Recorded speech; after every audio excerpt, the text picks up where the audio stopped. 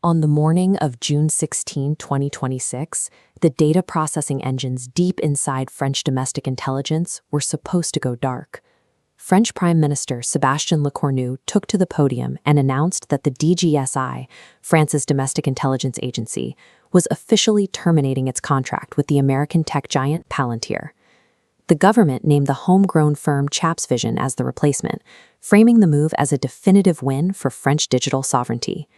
But less than an hour later, Palantir's own PR firm pushed out a statement flatly contradicting the Prime Minister. According to the American firm, they had not been fired at all. In fact, they claimed their DGSI contract was renewed at the end of 2025, keeping them in place for up to 3 more years.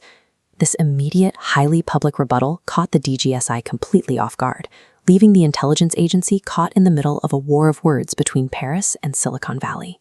How exactly do a G7 government and a multi-billion-dollar tech giant both claim victory over the exact same contract? The answer exposes the myth of instant digital sovereignty. Both sides are actually telling the truth. Chapsvision was indeed selected, but software transitions in national intelligence lack the simplicity of switching a phone app. Palantir acts as a central node in a turnkey system, intertwined with thousands of active data streams. Unplugging it overnight would blind the agency. To maintain operations, both systems must run simultaneously, safely transferring data without losing track of active threats. Because of this technical friction, Palantir will remain embedded in French intelligence until at least the end of President Emmanuel Macron's term in 2027. Grand public declarations of tech independence are often bottlenecked by the brutal, inescapable realities of software engineering. Zooming out, it becomes clear that replacing Palantir has been a deliberate, state-funded obsession for years.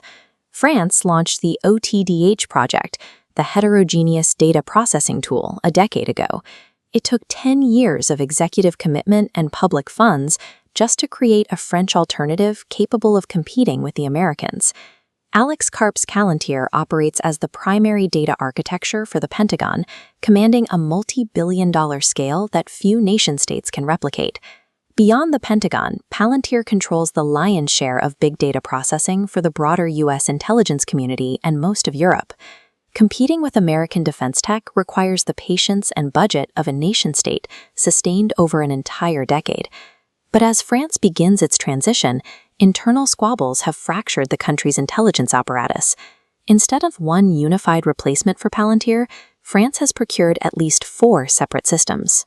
While the DGSI gets Chapsvision, the DGSE is building its own proprietary tool. Military intelligence went a different route, adopting the Artemis system built by traditional defense contractors Thales and Sopra Steria. Simultaneously, the Defense Intelligence and Security Directorate chose yet another path, relying on Airbus's massive intelligence tool. On top of these 4 major systems, new agencies like Amiad are busy building entirely separate AI agents. This fragmented domestic market stands in stark contrast to Palantir's seamless, multi-billion-dollar dominance across the entire U.S. military and its allies. This raises a critical question. Does this fragmentation make French intelligence less efficient at sharing threat data, even as it achieves its goal of sovereignty? Lecornu's announcement and Palantir's immediate response were surface-level symptoms of a much deeper structural growing pain. Kicking out a global tech monopoly defies the simple finality of a press release. It is a messy, expensive, and deeply fragmented decade-long slog.